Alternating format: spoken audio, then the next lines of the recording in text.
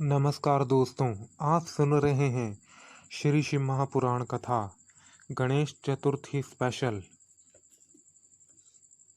गणेश जी ने उन पर परिघ का प्रहार कर दिया। यह देखकर शिवजी को और भी क्रोध आया। वह हाथ में त्रिशूल उठा उस बालक को मारने चले। अपनी ओर आते देख गणेश जी ने अपनी शक्ति उठा महादेव जी के हाथों पर प्रहार कर दिया। उस शक्ति के लगने से परमात्मा शिव के हाथों से उनका धनुष गिर पड़ा।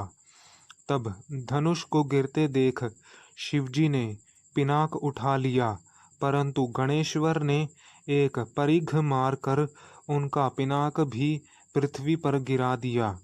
फिर हाथ से शूल उठा गणेश जी ने शिवजी के पांचों हाथों में मारकर उन्हें व्यर्थ कर दिया। यह देख शिवजी को बड़ा क्रोध आया और उन्होंने त्रिशूल उठा शीघ्र ही उस बालक का सिर काट दिया।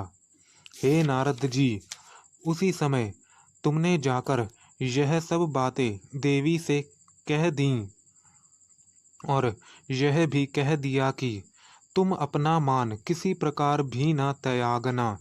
हे कलह प्रिय नारद, ऐसा कहकर तुम अंतर ध्यान हो गए। इस प्रकार श्री शिव महापुराण चतुर्थ कुमार खंड का 16वां अध्याय समाप्त। नमस्कार दोस्तों, आप सुन रहे हैं श्री शिव महापुराण कथा गणेश चतुर्थी स्पेशल भाग 3।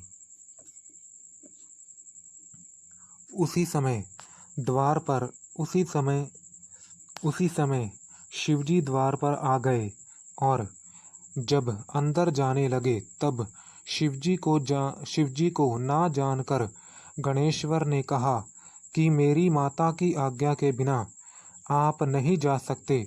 शिवजी ने कहा, हे मूर्ख, तू किसको रोकता है?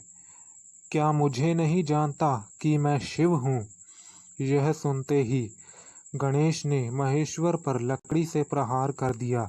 इस पर शिवजी ने क्रुद्ध हो अपने गणों को आज्ञा दे दी कि इसको रोको। ऐसा कह शिवजी बाहर ही स्थित रहे।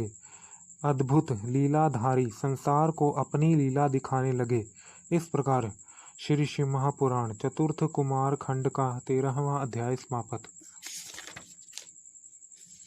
16वां अध्याय देव गणेश तथा शिवजी द्वारा गणेश शिरोच्छेदन। ब्रह्मा जी बोले, हे नारद, अब तुम्हारे वचनों को ध्यान कर शिवजी उस बालक से युद्ध करने लगे। एक से एक पराक्रमी देवता और विष्णु जी तक उससे युद्ध करने लगे। गणेश जी ने उन पर परिघ का प्रहार कर दिया। यह देखकर शिवजी को भी क्रोध आया और शिवजी को और भी क्रोध आया। वह हाथ में त्रिशूल उठा उस बालक को मारने चले। अपनी ओर आते देख गणेश जी ने अपनी शक्ति उठा